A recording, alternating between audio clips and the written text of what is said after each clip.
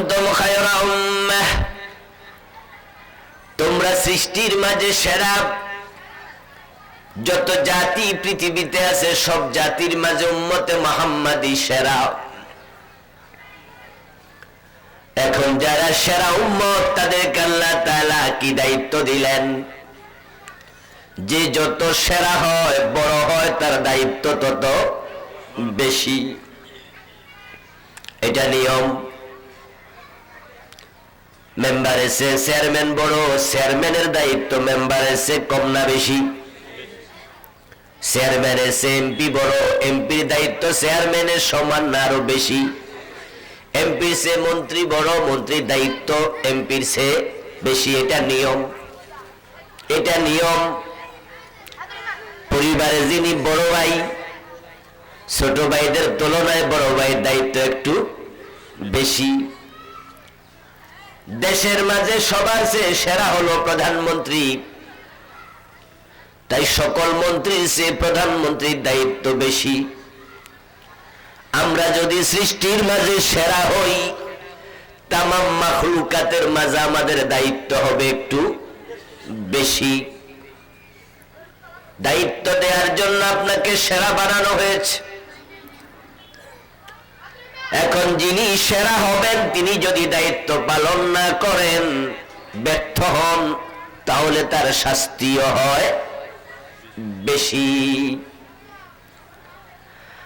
বাংলাদেশে কোন মেম্বার তসরুপের দায়ে 10 বছর জেল খাটছে এমন শুনবেন না। কারণ মেম্বারের কাছে বাজেট আসে কয় হাজার, তো খাইলে আর খাইব কি? কিন্তু এমপি রাষ্ট্রীয় সম্পদ তসরুপের দায়ে 10 বছর 20 বছর জেলখানায়, এমন ঘটনা আছে। বাজেট বড়, সম্মান বেশি, তসরুপ করলে শাস্তি হবে বেশি। মানুষ সৃষ্টির সেরা। আজকে আমার এই প্রোগ্রামে আপনারা যারা আছেন সবাই মানুষ, সবাই। আপনি আল্লাহর কাছে অনেক দামি। কিন্তু যদি দায়িত্ব পালনে ব্যর্থ হন, তাহলে আপনার ব্যাপারে আল্লাহ বলছে সুম্মা রাদাদনাহু আসফালা সাফিলিন, আমি কিছু মানুষকে সৃষ্টির মাঝে সবার নিচে ফেলে দিয়েছি। নাউজুবিল্লাহ। কিছু মানুষ আছে যারা সৃষ্টির মাঝে সর্বনিকৃষ্ট। আসফাল ইসমে তাফদীল, সুপারলেটিভ ডিগ্রি শব্দ। এর নিচে আর কেউ নাই, সবার নিচে ফেলে দিয়েছি। এখন দায়িত্ব পালন করলে সৃষ্টির সেরা, না করলে সৃষ্টির মাঝে সবচেয়ে নিকৃষ্ট। দায়িত্বটা কি? এবার আল্লাহ বলছেন উখরিজাত লিন্নাস, তোমাদেরকে অন্য মানুষের কল্যাণের জন্য বানানো হয়েছে। মানুষ বানাইছে মানুষের জন্য। আপনাকে লয়ে বিব্রত রহিতে আসেনি কেহ অবনী পরে। সকলের তরে সকলে আমরা, প্রত্যেকে আমরা পরের তরে। এটা কোরআন মাজিদের এই আয়াতেরই অনুবাদ। উখরিজাত লিন্নাস, মানুষ তোমাকে অন্য মানুষের জন্য বানাইছি। অন্য মানুষের জন্য বানাইছে, এর ব্যাখ্যা কি? এবার আল্লাহ নিজে ব্যাখ্যা করছেন তা'মুরুনা বিল মা'রুফ ওয়া তানহাউনা আনিল মুনকার। তোমাকে সৃষ্টির মাঝে সেরা বানাইয়া সবচেয়ে বড় দায়িত্ব দিলাম। দায়িত্বটা হলো শুধু একা একা সৎ কাজ করবে না, সৎ কাজ সমাজের মাঝে ছড়ায়া দেবে, সৎ কাজের আদেশ করবে। ওয়া তানহাউনা আনিল মুনকার, নিষিদ্ধ কাজ শুধুমাত্র নিজে নিজে পরিত্যাগ করবে না, অন্যায় কাজ যেখানে হয় সেখানে তোমার দায়িত্ব তুমি প্রতিরোধ গড়ে তুলবে। এই দায়িত্ব আমি আল্লাহ তোমাকে দিলাম। তুমি সৎ কাজ শুধু একা করবে না, সমাজের মাঝে সৎ কাজ ছড়াইয়া দাও। নামাজ শুধু একা পড়বে না, নামাজের জন্য দাওয়াত দাও। যদি তোমাকে আমি রাষ্ট্রের ক্ষমতা দেই, তাহলে তুমি আইন বানায়া নামাজ পড়তে বাধ্য করো।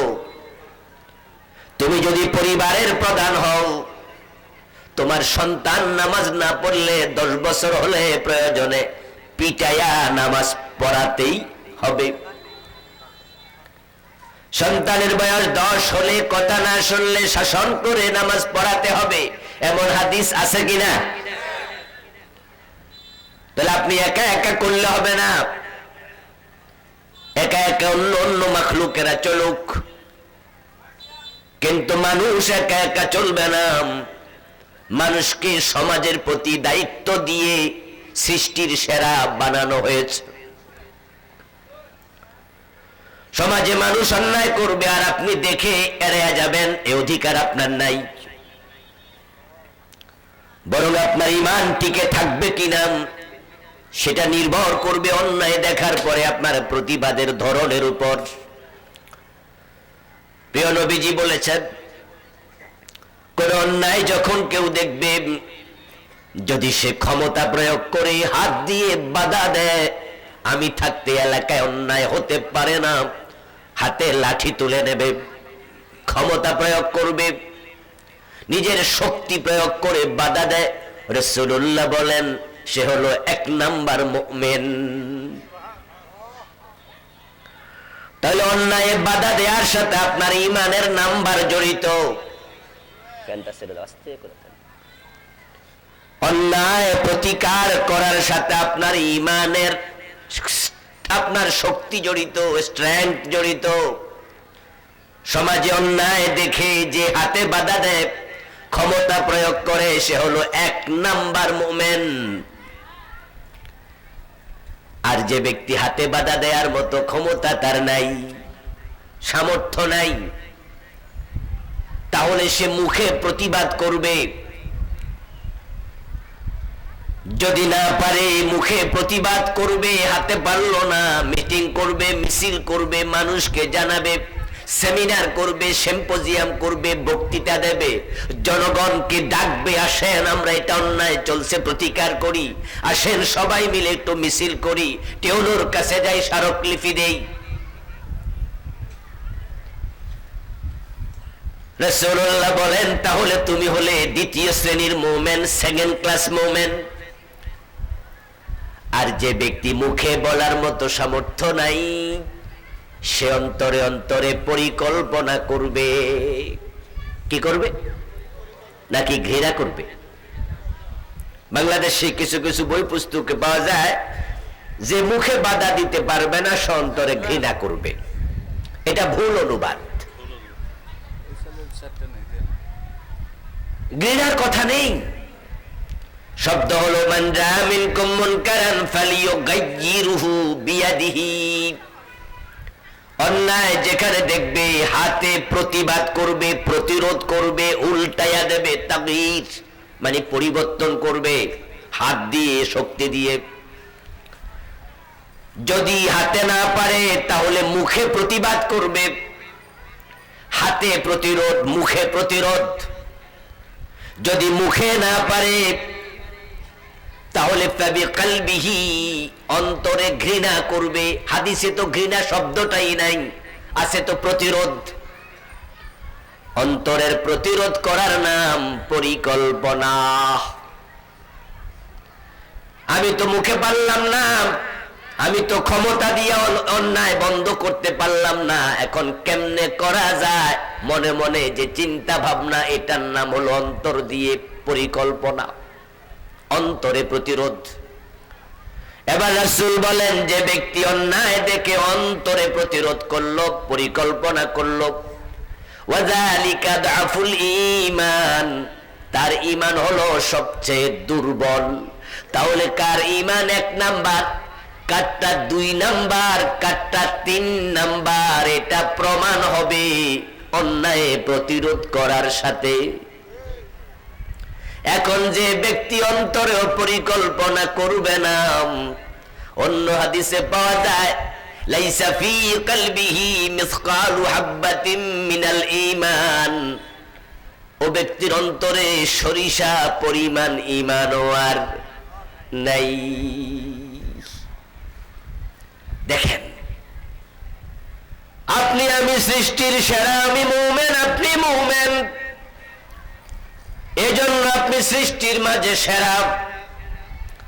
আদমের সন্তানের মাঝে ফেরাউনও আছে, আদমের সন্তানের মাঝে নমরুদও আছে, আদমের সন্তানদের মাঝে আবু জেহেলও আছে। আপনারা বলুন তো, নমরুদ, ফেরাউন, আবু জেহেল সৃষ্টির মাঝে সেরা না সৃষ্টির মাঝে নিকৃষ্ট? কারণ তাদের ঈমান। তো অন্যায় দেখে যদি আপনিও চুপ থাকেন, হাতেও করলেন না, মুখেও করলেন না, অন্তরও পরিকল্পনা করলেন না, রাসূল বলে তার অন্তরেও সরিষা পরিমাণ ঈমান নাই, তাহলে অন্যায় দেখে যারা চুপ থাকে তাদের মাঝে আর আবু জেহেলের মাঝে কোনো পার্থক্য?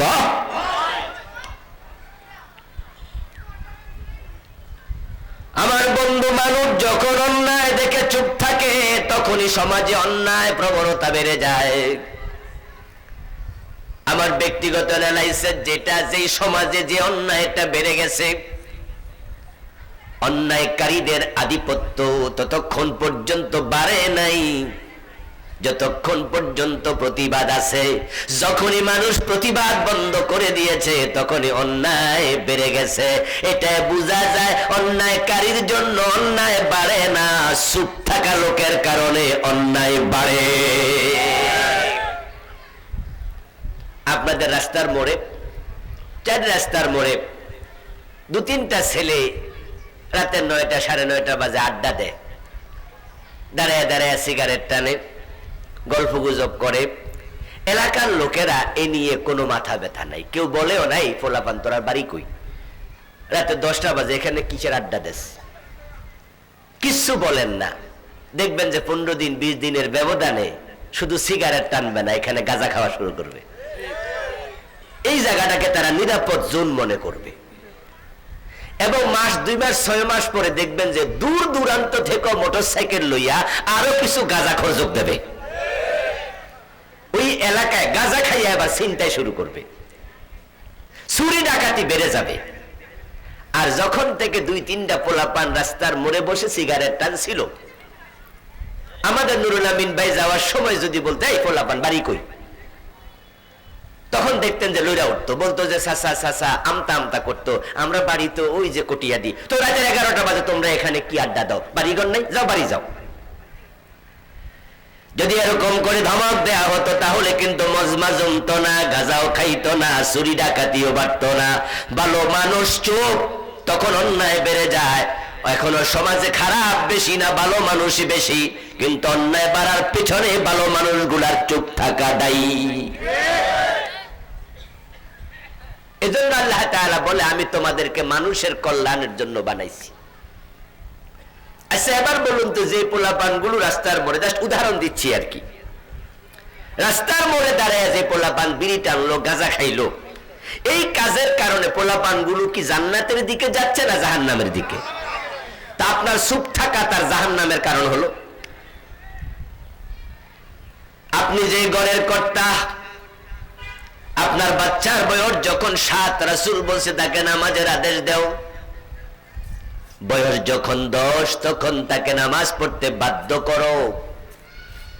আপনি বাবা মা হিসাবে তাকে নামাজের আদেশ দিলেন না। বয়স 7 থেকে 8, 8 থেকে 9, 9 থেকে 10 নামাজ পড়ে না।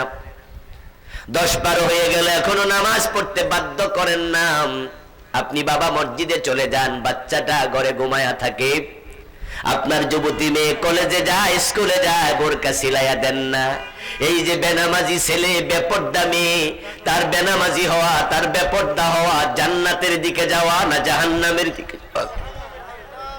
এই জন্য আপনি বাবা, আপনার মার কি দায় নাই? আপনি নামাজের আদেশ করেন নাই, বেনামাজি হয়েছে। আপনি বোরকা সিলাইয়া দেন নাই, বেপর্দা কলেজ স্কুলে গেছে। তারা জাহান্নামী হলো আপনার নীরবতার কারণে। এখন আপনাকে আল্লাহ তাআলা হাসরের দিন প্রশ্ন করবেন, তোমাকে দায়িত্ব দিয়েছিলাম কিছু মানুষের অধীনে, কিছু মানুষকে তোমার অধীন করে দিয়েছিলাম। আলা কুল্লুকুম রাঈন ওয়া কুল্লুকুম মাসউলুন আন রাইয়াতিহি। তোমরা সকলে দায়িত্বশীল। হাসরের ময়দানে তোমার অধীনস্থদের ব্যাপারে দায়িত্ব পালন করেছো কিনা তোমাকে প্রশ্ন করা হবে। শুধু নিজেকে নিয়ে ব্যস্ত থাকবেন না। একা একা জান্নাতে যাওয়া যায় না। যদি একা একা জান্নাতে যাওয়া যেত তাহলে নবীগণ মাইর খাওয়ার কোনো দরকারই ছিল না। কারণ ব্যক্তিগত জীবনে কোন নবী অপরাধী ছিলেন না, গুনাহ করতেন না। তো তারা মাইর খাইলো কেন? নিজের অপরাধের কারণে। সাদা চাইতে গিয়া মাইর খাইছে, মানুষের জমি দখল করতে গিয়া কোন নবী মাইর খাইছে? তো মাইর খাইলো কেন? আমার বন্ধু মাইর খাইছে ওই মানুষগুলাকে জান্নাতের পথে ডাকতে গেছে। মানুষ শিরিক করতো, বলছে শিরিক করো না। মানুষ কুফর করত, তিনি চুপ থাকেন নাই, তিনি ভাবেন নাই আমি তো শিরিক করি না, মানুষ করলে আমার কি?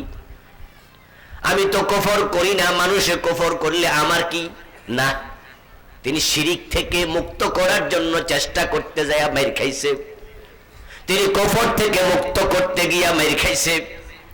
এ কোরআনের আহ্বান মানুষের বাড়িতে পৌঁছাইতে গিয়া মাইর খাইছে। কালেমার দাওয়াত দিতে গিয়া মাইর খাইছে। কিন্তু আপনি আমি মাইর খাই না, এর কারণ আমরা মানুষকে কুফর, শিরিক, কালেমার দাওয়াত ইত্যাদি বিষয়ে আমরা তাদের মতো এতটা তৎপর না। আমরা ভাবি আমি তো নামাজ পড়ি, পাবলিক না পড়লে আবার কি? এই যে বাংলাদেশে এত সুদী ব্যাংক, হাদিসে পাওয়া যায় সুদ খাওয়া ৭৩ গুনাহ, তার মাঝে সবচেয়ে ছোট গুনাহ নিজের মায়ের সাথে জেনা।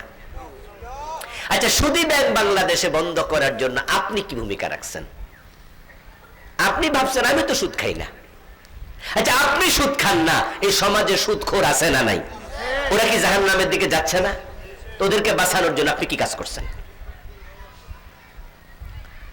আপনি বলবেন যে হুজুর আমি আর কি করবো, আমি কইলি কি আর সুদী ব্যাংক বন্ধ হইব নি?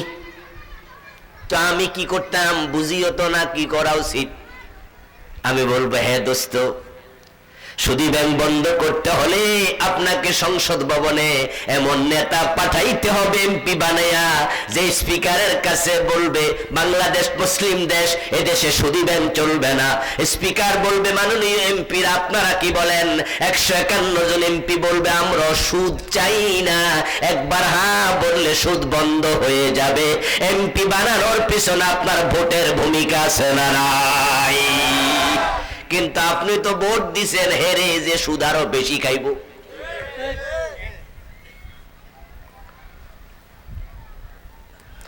ও প্রিয় ভাই, তাহলে একজন মুত্তাকি এমপি বানানোর জন্য আপনার ভূমিকা কি? 92% মুসলমানের দেশে সুদখোর কেন এমপি হবে? ঘুষখোর কেন এমপি হবে? এমপি তো ভালো মানুষরা হওয়ার কথা ছিল, ঠিক না? এর মানে আপনি নিজে সুদ খান না, কিন্তু সুদখোরকে ভোট দেন, সুদের পক্ষের লোককে ভোট দেন। এখানে আমার সামনে আপনারা যারা আছেন, আপনারা কয়জন মানুষের সম্পদ চুরি করেন?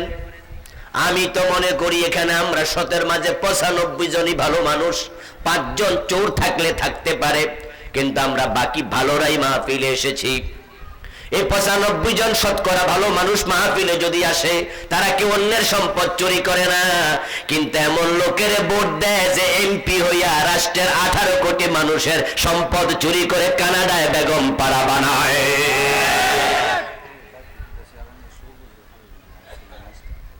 আপনি নিজে চোর নয়, কিন্তু আপনি যাকে ভোট দেন সে নেতা চোর। তাহলে আপনি বলুন তো, আপনি অন্যায়ের বিপক্ষে ভূমিকা রাখলেন না পক্ষে? তা আপনারে কি অন্যায়ের পক্ষ নেওয়ার জন্য আল্লাহ সৃষ্টির সেরা বানাইছে? আমার বন্ধু, আল্লাহ তাআলা সৎ কাজের আদেশ অসৎ কাজের নিষেধ করার জন্য বানাইছে। এ বিষয়ে ভূমিকা রাখবেন সবাই মিলে, এটা আপনার দায়িত্ব। وأمر أهلك بالصلاة واستبر عليها। একা একা নামাজ পড়ে জান্নাত খোঁজো না দোস্ত। একা একা জান্নাতে যেতে পারলে নবীরা মাইর খাইতো না, এমনি জান্নাতে চলে যেত। এখন নবীরা যে মায়ের খাওয়ার পরও দিনের দাওয়াতি কাজ চালাইছে, এটা শখের বসে না দায়িত্ব? কি মনে হয়? শখে শখে মানুষকে দিনের পথে ডাকা, অন্যায় থেকে ফিরায় রাখার চেষ্টা করা, এটা নবীদের জন্য নফল না ফরজ? তা আপনার জন্য কি? এটা আপনার জন্য ফরজ। অন্যায় যেখানে প্রতিবাদ, কিন্তু আমরা আজকে অন্যায় প্রতিবাদ ভুলে গেছি, মূল দায়িত্ব থেকে সরে গেছি। এজন্য সমাজে চুরি, ডাকাতি, চিন্তাই, রাহাজানি, খুন, ধর্ষণ, অপহরণ, চাঁদাবাজি অভাব নাই।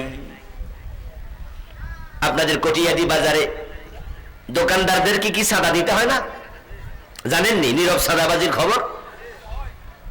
এই যে ফুটপাতের মাঝে দোকান করে কটিয়াদি, কি ফুটপাতের মাঝে ফল ব্যবসায়ী, ফুটপাতের মাঝে কাপড় ব্যবসায়ী আছে না?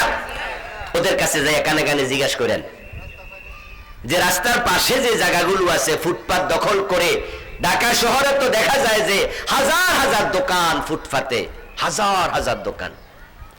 আমি মাঝে মাঝে জিজ্ঞেস করি, এই ভাই তোমাদেরকে সাদা দেয়া লাগে? বলো হুজুর 3-4 রকমের সাদা দেই। পুলিশকে দেই, এলাকার নেতাদেরকে দেই, এরপরে মিউনিসিপ্যালিটির লোক আছে যারা আপনার এই যে মেয়রের লোক আছে, সরকারি লোকেরা এসে সাদা নেয়, আইসা ধমক মারে, এই রাস্তার মাঝে দোকানদারি করে কেন? পুলিশের পোশাক পরা, পুলিশ দেখা দৌড় মারি, এবার দৌড়াস না, থাক গরিব মানুষ কর, তবে তুইও কিছু খা, আমরাও কিছু দে। দিন 100 টাকা দেই পুলিশের। এলাকার কমিশনারের লোক আইসা কয়, মিয়া ফাইজলামি পাইছো, এলাকার নেতা আমরা তো, হে আবার দিন 50। হুজুর 3-4 গ্রুপকে দেই। এই জায়গাটা সরকার দিছিল মানুষ হাঁটার জন্য, ওই গরিব বেটা ফুটপাতে দোকানদারি করে সাদা নিচ্ছে। এই জাতীয় সাদা যে দেয়া লাগে কে জানে না, এটা তো ওপেন সিক্রেট। কিন্তু যত দোকানদার আছে তারা যদি বলতো যে আমরা কেউ চাঁদা দেব না, তারা ভাববে এটা বলতে গেলে তো দোকান করতে দেবে না, এই জন্য তারা নীরবে চাঁদা দিচ্ছে, আরেক দল নীরবে চাঁদা খাচ্ছে। আর আমরা যারা পাশে থাকি, আমরা এই বিষয়ে নাক গলাই না, নাক গলায় আবার কোন বিপদে পড়ি দরকার নাই, যেমনে চলছে চলতে থাকুক, সবাই চুপ। তাই সারা দেশ চাঁদাবাজির স্বর্গে রাজ্যে পরিণত হয়েছে। এইভাবে যত অপরাধ প্রবণতা আছে সব হচ্ছে। রাস্তার পাশে দাঁড়ায় একটা মেয়ে কাঁদতেছে, এলাকার যুবক ভাই একজন হেঁটে যাচ্ছে, পরিচিত, জিজ্ঞাসা করলো, কি গো মরিয়াম তুই কাঁদস কেন? এলাকার মেয়ে চিনে। মেয়ে বলতেছে, ভাই কানমু না, বাবা মরছে, মা মরছে কত আগে, তুমি তো জানোই, আমার জমিটা আমার ভাই তো দেয় না, তা আমার ছেলে বড় হয়েছে, ছেলেটাকে একটু জমি বেচা ভাবছিলাম, বাবার পাওয়া সম্পদ বিক্রি করে বিদেশ পাঠাবো, মালয়েশিয়া। তোমার দুলাভাই আমার কইছে যে যা বাইরে কস যে আমার জায়গাটা দেন, আমি বেচা একটু ছেলে বিদেশ পাঠাবো। আর ছিলাম আজকে, আমার ভাই কথা শোনার সাথে সাথে গাড়ে ধাক্কা মারছে, বাইর কিসের জমি তোর, বাইর। এখন যদি জামাই ভাই যাইয়া কই যে আমার ভাই ধাক্কা মাইরা পাঠাই দিছে, জামাই তো আরেক ধাক্কা মারবো। এই জন্য খাড়ায় একটু কাঁদতেছি, বুঝতে পারতেছি না কি করি।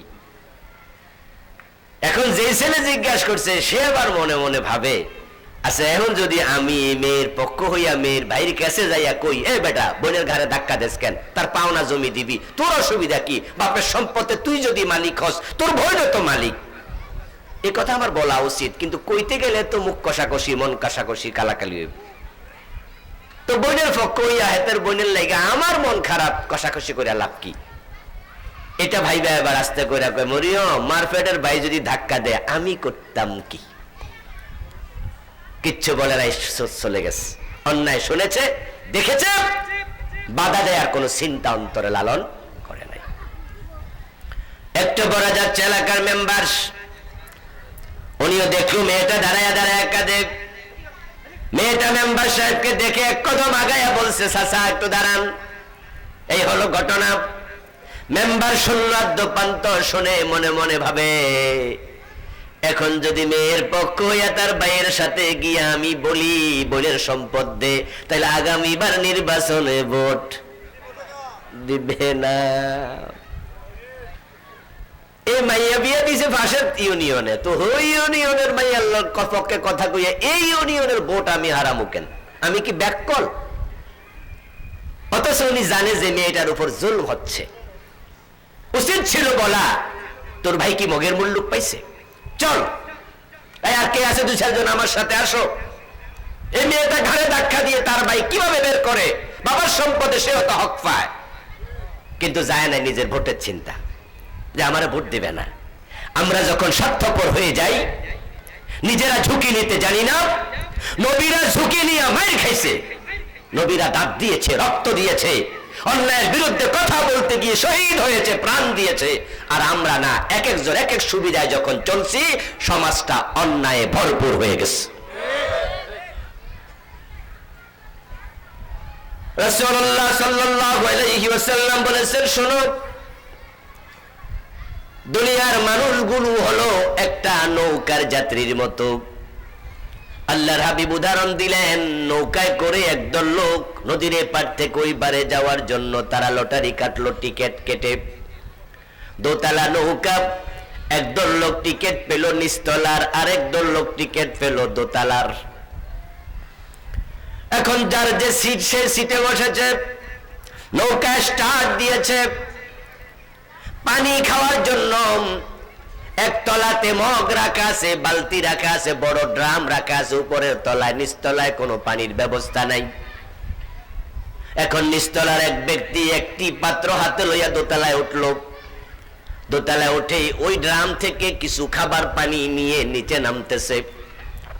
দোতলার এক ব্যক্তি বিরক্ত হয়ে তাকে বলল, এই মিয়া, তুমি নিচতলায় থাকো, পানির ব্যবস্থা না থাকলে না খাইয়া থাকবা, দোতলায় ডিস্টার্ব করতে এসো না।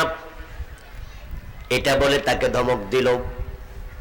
এখন দোতলায় যে পানির জন্য গেছে, সে একটা ঘাটতেরা পাবলিক ছিল। সে বলতেছে, ঠিক আছে, যেহেতু দোতলায় পানির জন্য আসতে দিবা না, তাহলে আমিও নিচতলা ছিদ্র করে পানি বের করব। সে যাই একটা কুড়াল হাতে নিল।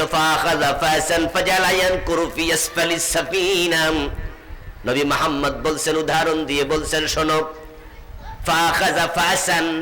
সে একটা কুড়াল হাতে নিল।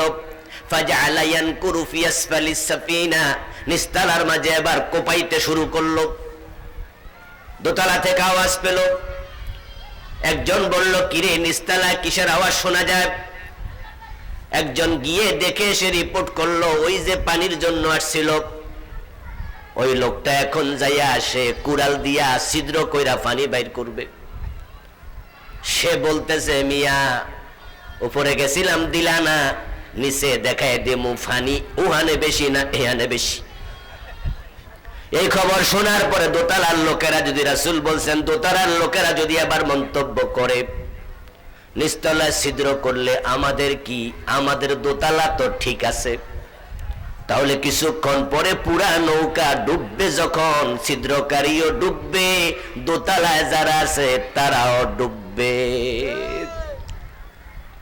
আর তারা যদি তার হাত চেপে ধরে, তাকে বাধা দেয়, না না তুমি নৌকা ছিদ্র করো না, তাহলে যে ছিদ্র করছিল সেও বাঁচবে, এবং যারা দোতলায় পুরা নৌকায় আছে তারাও বাঁচবে। তোমরা অন্যায়কারীর অন্যায় দেখে মাঝে মাঝে ভাবো, অন্যায় সে করে, আমার কি। গজব যখন আসবে অন্যায়ের কারণে, ওই গজব থেকে আল্লাহ কাউকে রেহাই দেয় না। واتقوا فتنة لا تصيبن الذين ظلموا منكم خاصة।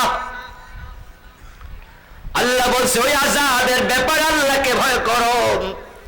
যখন অপরাধ প্রবণতা সমাজে বেড়ে যাবে, জিনা বেড়ে যাবে, সুদ বেড়ে যাবে, জুলুম বেড়ে যাবে, তখন আল্লাহর পক্ষ থেকে আযাব আসবে, অনাবৃষ্টি আসবে, অতিবৃষ্টি আসবে, খরা আসবে, দুর্ভিক্ষ আসবে, টর্নেডো আসবে, ভূমিকম্প হবে, গজব আসবে। ওই গজব যখন আসবে, তখন আল্লাহ শুধু অপরাধীকে বেছে বেছে গজব দেয় না। যারা সমাজে অপরাধ দেখে চুপ ছিল, তারা অপরাধ না করার পরেও গজব তাদের উপরেও।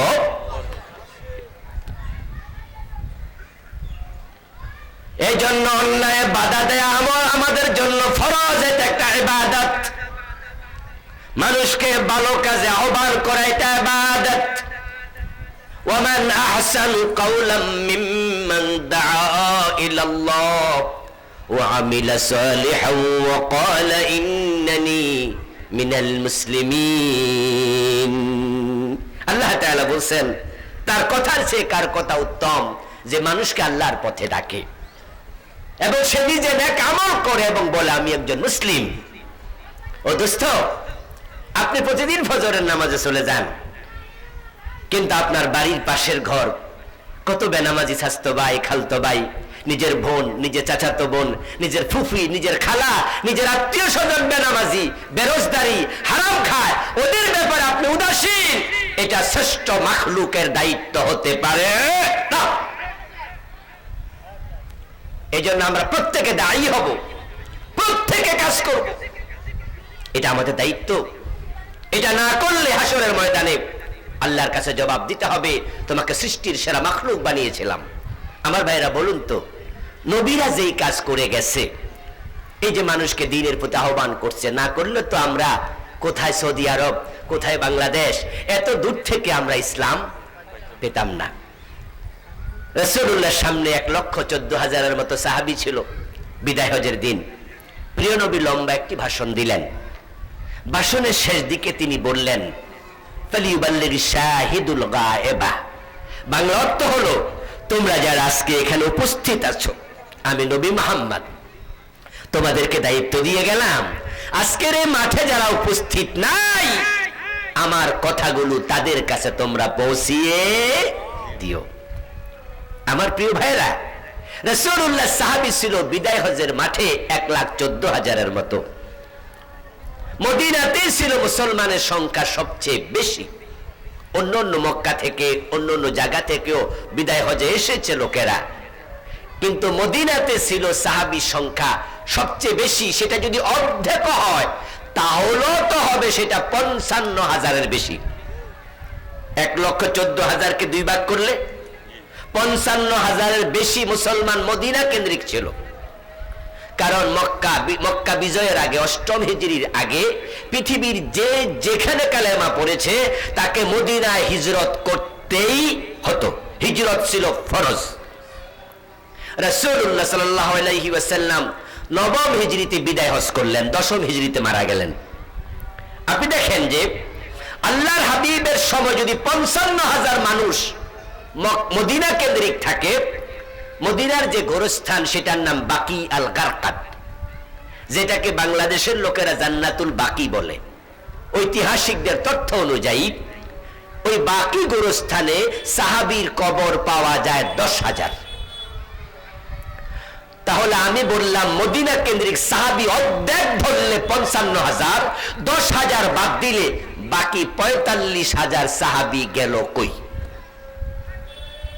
তার উত্তর হলো, আল্লাহর হাবিব সাল্লাল্লাহু আলাইহি ওয়াসাল্লামের ইন্তেকালের পরে, বিদায় হজের ভাষণের পরে নবীজি মুহাম্মদ বেশি দিন দুনিয়ায় ছিলেন না।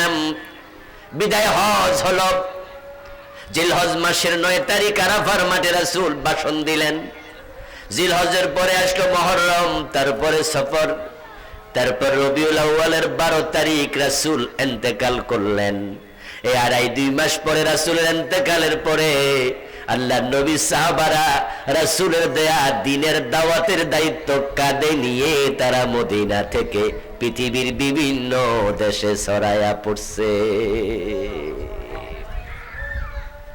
আফ্রিকার জঙ্গলে সাহাবীর কবর পাওয়া যায়, মিশরে পাওয়া যায়, ভারতে পাওয়া যায়। আমাদের চট্টগ্রামে মাইমুন মুহাইমিন নামে 2জন সাহাবী নেমেছেন, এখানে 1-2 দিন ছিলেন। ইতিহাসবিদরা বলে দ্বীনের দাওয়াত দেওয়ার জন্য আরব থেকে ভারতে এসেছে, আফ্রিকায় গিয়েছে, পৃথিবীর বিভিন্ন দেশে গিয়েছে। এই সাহাবারা দ্বীনের দাওয়াত নিয়ে এভাবে যদি আরব থেকে ভারতে না আসতো, আমরা ইসলাম পেতাম না। এখন আপনারা চুপ করে আছেন, যার কারণে আপনার ছেলে বেনামাজি, আপনি চুপ থাকার কারণে আপনার নিজের মেয়েটা বোরকা ছাড়া স্কুলে যায়। আমি শুরুতে বলেছি, দায়িত্ব যার বেশি, দায়িত্ব পালনে ব্যর্থ হলে শাস্তিও হবে বেশি। দায়িত্ব পালন তো নয়, বরং উল্টা আরো জালেমদের সাপোর্ট করছি আমরা। এই যে গত 15টা বছর বাংলাদেশকে লুটপাট করে তলাবিহীন জুরি বানায়া দিল, এই 15 বছরে যারা দেশটা চালাইছে অধিকাংশ নেতা দেশের হাজার হাজার কোটি টাকা বিদেশে পাচার করছে। নেত্রী বলেছেন তার বাড়ির ফিয়ন কত কোটি টাকার মালিক? 400 কোটি টাকার মালিক। কয়দিন আগে ফার্ম গেটে একটা ব্যাংকে আমি আমার সরকারি যে বেতনটা জমা হয়, আমি তো একটা কামিল মাদ্রাসা সরকারি মাদ্রাসায় পড়াই, ওই বেতন তুলতে গেলাম, 5-6 লাখ টাকা জমা হয়েছে, তুলি নাই, সময়ও পাই না যেতে ব্যাংকে। তো একসাথে চেক দিলাম, আমাকে বলছে হুজুর এত টাকা তো একসাথে দেয়া যাবে না, সরকারি ব্যাংক 5-6 লাখ টাকার চেক পাই আমার এত টাকা একসাথে দেয়া পারবো না। আমি আশ্চর্য হলাম, বলেন কি? তখন আমার বলছে হ্যাঁ আপনি কি জানেন না এত টাকা একসাথে দিতে হলে 1-2 দিন আগে এসে কয়ে যাওয়া লাগে। দোস্ত, অসংখ্য ব্যাংক দেউলিয়া হওয়ার পথে। ইসলামী ব্যাংকের 18টি শাখা থেকে এস আলম গ্রুপের লোকেরা 80,000 কোটি টাকা পাচার করে দিচ্ছে। ইসলামী ব্যাংকের যে 80,000 কোটি টাকা 18টি ব্যাংক থেকে নিয়ে গেল শাখা থেকে, আচ্ছা 80,000 কোটি টাকার মাঝে রিক্সাওয়ালার অ্যাকাউন্ট কি নাই? কুলি দিন মজুর খেটে খাওয়া মানুষ, কৃষক এবং ভিক্ষুক নিজের মেয়ে বিয়ে দেওয়ার জন্য প্রতি মাসে 500 টাকা ব্যাংকে ডিপিএস করে, এমন ভিক্ষুকের অ্যাকাউন্ট আছে না নাই? তো কাদের টাকা খাইয়ে ফেললো, কাদের টাকা পাচার করলো? হাজার হাজার কোটি টাকা দেশে পাচার করলো। আপনি এখানে মনে মনে বলছেন হুজুর আমি তো আর করি নাই, কিন্তু আপনার সাপোর্ট পেয়ে তো তারা নেতা হয়েছে। আল্লাহর কোরআন থেকে শুনুন, হযরত লূত আলাইহিস সালামের উম্মত ছিল, তারা বড় কদাচার, তারা বড় রুচির দিক থেকে বিকৃত রুচির অধিকারী, তারা পুরুষে জেনা করত, নাউজুবিল্লাহ। ওদের রুচিটা এতটাই খারাপ ছিল, এতটা খারাপ, শুকুর এবং কুকুরের রুচিও না। কোন নারী কুকুরের পিছনে যায় না, কোন পুরুষ শুকরের পিছনে দৌড়ায় না। দুনিয়ার সৃষ্টিটাই হলো নারী পুরুষে বিপরীত লিঙ্গের আকর্ষণ। তাই ভাদ্র মাস যখন আসে আমরা নিজের চোখে রাস্তাঘাটে দেখি পুরুষ কুকুর নারী কুকুরের সাথে মিলিত হয়। কিন্তু লূত আলাইহিস সালামের উম্মত গুলো এত খারাপ ছিল, তারা পুরুষে মিলিত হতো। লূত আলাইহিস সালাম তাদেরকে বারণ করলেন। তিনি বললেন অতীতে কোন জাতির চরিত্র এত খারাপ ছিল না, তোমরা থামো। তারা লূত আলাইহিস সালামের বাড়িতে এসে হুমকি দমকি দিত, ও মিয়া তুমিও আমাদের দলে যোগ দাও, বেশি সুপিগিরি করলে তোমার এলাকা থেকে তারাই দিমু। ওদের বাড়াবাড়ি দেখে আল্লাহ তাআলা চাইলেন যে ধ্বংস করে দেবেন, 2জন ফেরেশতা পাঠালেন। ওই 2জন ফেরেশতা ছিল একবারে সোমাসিয়াং, মসুরসে দাড়ি মারি ভালো কইরা ওঠে নাই, দেখতে বড় নাদুস সুন্দর। তারা লূত নবীর বাড়িতে ঢুকছে দেইখা ওই পাপিষ্ঠ গুলো ওই পুরুষ দেইখা লূত নবীর বাড়িতে আইসা বলছে, লূত তোমার যে 2জন মেহমান বড় সুন্দর, আমাদের হাতে তুলে দাও। লূত আলাইহিস সালাম বলল, তোমরা আমার ইজ্জত নষ্ট করছো কেন? মেহমানের অসম্মান মানে আমার অসম্মান। আমার মেয়ে আছে, চাইলে বিয়ে করে মেয়ে নিয়ে যাও, তোমরা মেহমানের গায়ে হাত দিও না। তখন ওই মেহমান 2জন শুনে লূত আলাইহিস সালামের কানের কাছে এসে চুপি চুপি বলে, হুজুর আপনি টেনশন করেন না, আমরা আল্লাহর ফেরেশতা, তারা আমাদের কিচ্ছু করতে পারবে না, বরং আজকে তাদের সাথে ফয়সালা হয়ে যাবে, ফয়সালার জন্য আল্লাহ পাঠাইছে। বরং আপনার প্রতি আল্লাহর অর্ডার হলো, মাগরিব যখন হবে, সূর্য যখন ডুবে যাবে, যারা আপনার সাথে একমত, কালেমা পড়েছে, ঈমান এনেছে, ভালো মানুষ যে কয়জন আপনার দাওয়াত নিয়েছে, ওই কজনকে সঙ্গী করে আপনি আপনার এলাকা ছেড়ে চলে যান, বাকিরা থাকুক, তাদের সাথে আমাদের ফয়সালা হবে। আল্লাহ বলছে আপনি চলে যেতে, তবে ইল্লামরাতাহু, আল্লাহ বলছে তার বউকে যেন সাথে না নেয় বলে দিও, কানাত মিনাল গাবিরিন, লুতের বউ তারা পশ্চাৎগামী লোকদের সাথে থেকে যাক। লুত নবীকে বলিও বউ যেন সাথে না নেয়। রাত হলো, লুত আলাইহিস সালাম চলে গেলেন। সকালে রাত দিয়া ভোর রাতে বিকট এক শব্দ তিনি শুনতে পেলেন। সকাল বেলায় ফিরে এসে দেখেন সেখানে ঘরবাড়ি কিচ্ছু নাই, বিশাল এক সাগর দেখা যায়। আল্লাহ কোরআনে বলেন আমতারনা আলাইহিম মাতারাব ওয়া আমতারাব। তারপর ফেরেশতাদেরকে বললাম উপরের দিক নিচের দিক করে ফেলে দাও। ফেরেশতারা এবার হাতে এমনি নিয়া উল্টা ফেলে দিল, নিচে পড়ে গেল জমিন, এতটা ডেবে গেল এটা এখন সাগরে পরিণত হয়ে গেছে। আমার বন্ধু, ওই গজবপ্রাপ্ত মানুষের মাঝে লুত নবীর বউটা আছে না নাই? ওদের অপরাধ ছিল পুরুষে পুরুষে হোমোসেক্স করত, অপরাধ করত। লুত নবীর বউ কি পুরুষ না মহিলা? তো ওনার দোষ কি? প্রিয় ভাইয়েরা ভালো করে শোনেন, একদিনের মাহফিলে সব কথা বলা যাবে না, সময় কুলায় না। এক দুইটা করে বুঝবেন, বাড়িতে নেবেন, কলবে ঢুকে জীবন পরিবর্তন হতে পারে। অপরাধ ছিল পুরুষে পুরুষে জেনা। লুত নবীর বউ তো মহিলা, তার দোষ কি? এই গজব তার উপর কেন আসলো? আল্লাহ তাকে নিতে মানা করেছেন, কারণ ওই জাতি যে অপরাধ করত, লুত নবীর বউ সে অপরাধে সাপোর্টার ছিল।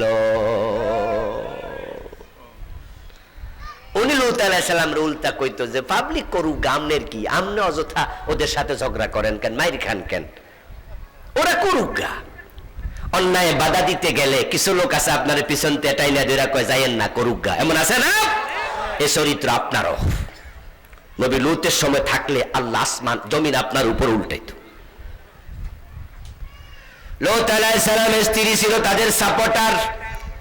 আল্লাহ তাআলার জন্য তারেও গজবের মাঝে ফেলাইয়া দিস। একজন নবী ছিল নাম শুআয়ব আলাইহিস সালাম।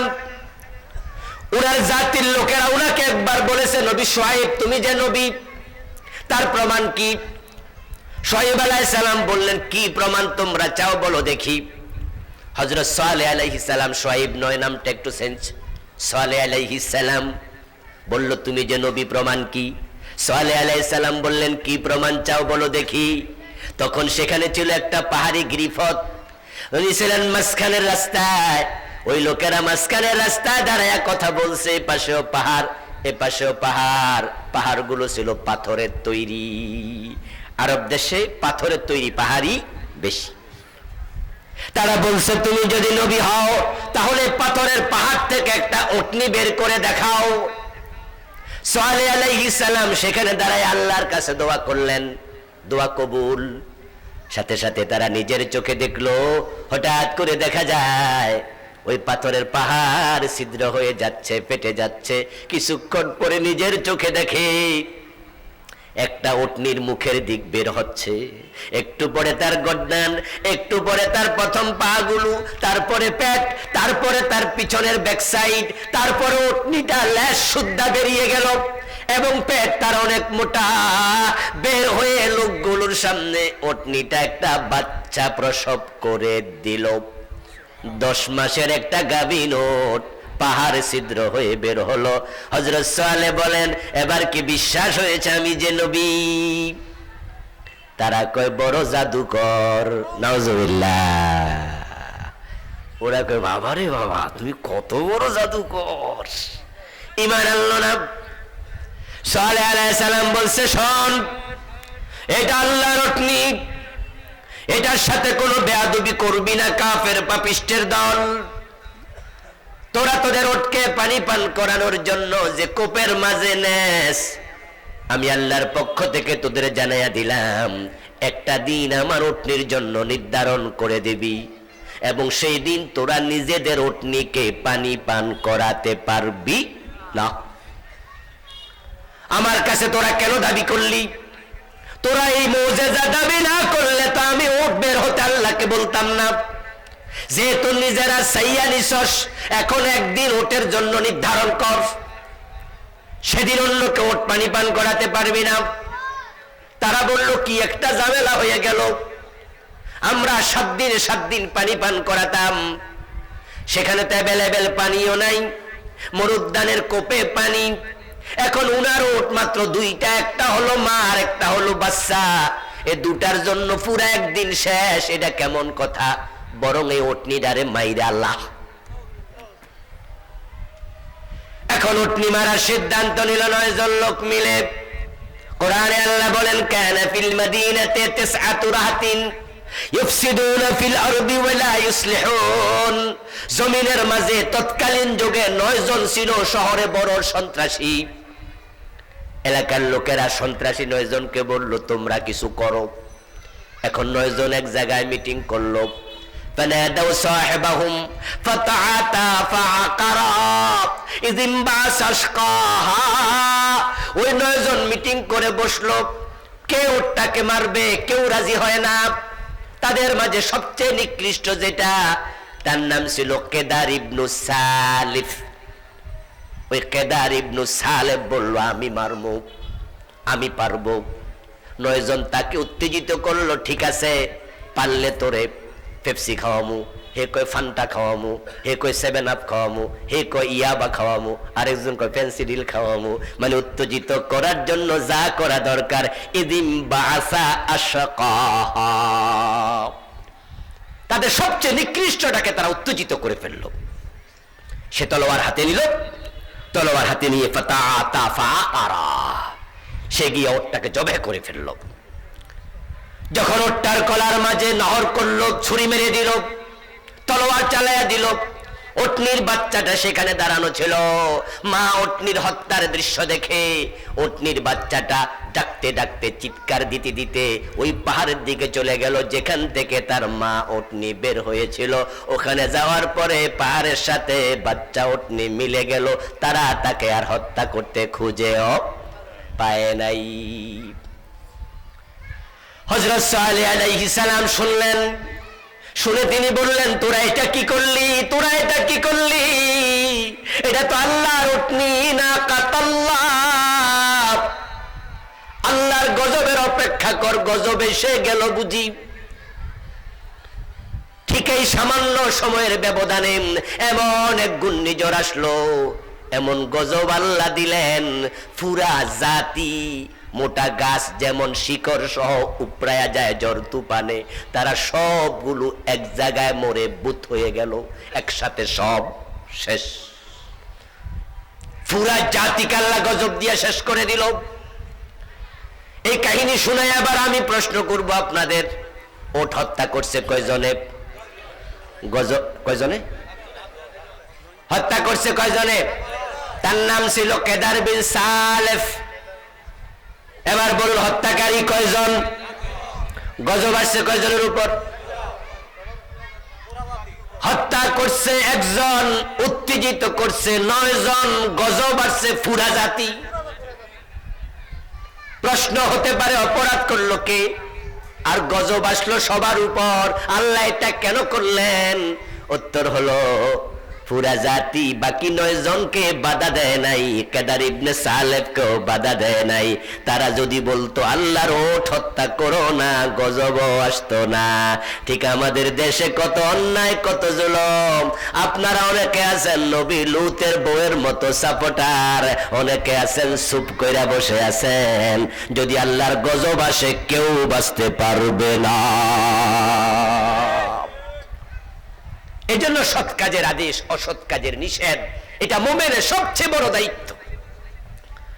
আল্লাহ তাআলা জিবরিল আমিনকে একদিন পাঠালেন, জিবরিল যাও, আনাকলিব মাদিনাতা কাযা বিআহলিহা, অমুক জায়গায় গিয়ে পুরা জমিন অধিবাসী শুদ্ধ উল্টায়া দাও। জিবরিল আমিন গেলেন, গিয়ে দেখেন সেখানের এক মসজিদে আল্লাহর এক বান্দা জিকির করছে, নামাজ পড়ছে। জিবরিল আমিন বললেন, ইয়া রাব্বি ইন্না ফীহি মাবদাকা ফুলানান লাম ইয়াসিকা তারফাত আইন। আল্লাহ, জমিন তো উল্টাবো, কিন্তু একজন ব্যক্তি এখানে আছে যে ব্যক্তি এক সেকেন্ডের জন্য কোনো গুনার কাজ করে নাই, তাকে কি করব? আল্লাহ জমিন উল্টাবো, কিন্তু এই ভালো মানুষ তাকে কি করব? আল্লাহ জবাব দেন আকলিবা আলাইহি, জমিনটা আগে তার উপর উল্টাও। ও আলাইহিম, সাথে আবার মানুষকেও রাখো। ওই লোক তো অপরাধী নয়, তার উপর জমিন আল্লাহ উল্টাইতে কেন বললেন? এবার রাসূলুল্লাহ ব্যাখ্যা দেন। আল্লাহ বলতেছে জিবরিলকে, ফাইন্না ওয়াজহাহু লাম ইয়াতামার ফিয়াতা সাআতান কাত্তু। এর কারণ হলো সমাজে হাজারো অন্যায় ছিল, এই বেটা সারা দিন জিকির করছে আর নামাজ রোজা করছে, অন্যায়কারীদের অন্যায় দেখে কখনো বাধা দিতে যায় নাই। এমন নামাজি আমি আল্লাহর প্রয়োজন নাই। সমাজে অন্যায় দেখে তার চেহারা লাল হয় নাই। আজকের বাংলাদেশেও এমন অবস্থা হয়ে গেছে, অনেক লোক আছে হাজারো অন্যায় দেখো চুপচাপ থাকে, কিচ্ছু কয় না, এর কিছু লাগেই না। প্রিয় নবীজি সাল্লাল্লাহু আলাইহি সাল্লাম আল্লাহর কাছে দোয়া করে গেছিলেন যে আল্লাহ, আমার উম্মতকে তুমি চেহারা বিকৃত করে দিও না। হে আল্লাহ, আমার উম্মতকে তুমি জমিনের ধস দিয়া ধ্বংস করে দিও না। রাসূলুল্লাহ যদি দোয়া করে না যেতেন, তাহলে আমাদের যে অবস্থা, কত আগে গজব চলে আসত। তবে রাসূল তো এই দোয়া করে নাই যে আল্লাহ, আমার উম্মতকে আপনি দোজখে দিয়েন না। এই কথা তো রাসূল বলে নাই, বরং রাসূল বলেছে আমার উম্মত হবে ৭৩ দল, তার মাঝে ৭২ দল দুজকি হবে, জান্নাতি হবে কয় দল? রাসূল বলছে আল্লাহ গজব দিয়ে ধ্বংস করো না, চেহারা বিকৃত করে বানর বানাইও না। অতীতের যুগে কত নবীর উম্মত বান্দর হয়েছে, হয় নাই? শুকর হয়েছে নবীর উম্মত। সুলাইমান আলাইহিস সালামের উম্মত কাল্লা, আপনার দাউদ আলাইহিস সালামের উম্মত কাল্লা বান্দর বানাইছে। হযরত ঈসা নবীর উম্মত কাল্লা শুকর বানাইছে। বলছে আল্লাহ, আমার উম্মতের তুমি এরকম চেহারা বিকৃত করো না। আল্লাহ বলছে ওকে, জমি ধস দিও না, ভূমিকম্প দিয়া আল্লাহ তাআলা উম্মতে মুহাম্মাদকে ধ্বংস করে দিও না। আল্লাহ বলছে ঠিক আছে, কিন্তু দোজকি বানাইও না এটা বলে নাই। তা আপনারা যারা অন্যায়ের প্রতিবাদ করেন না, জাহান্নামী হওয়ার সম্ভাবনা আছে না নাই? সুম্মা রাদাদনাহু আসফালা সাফিলিন।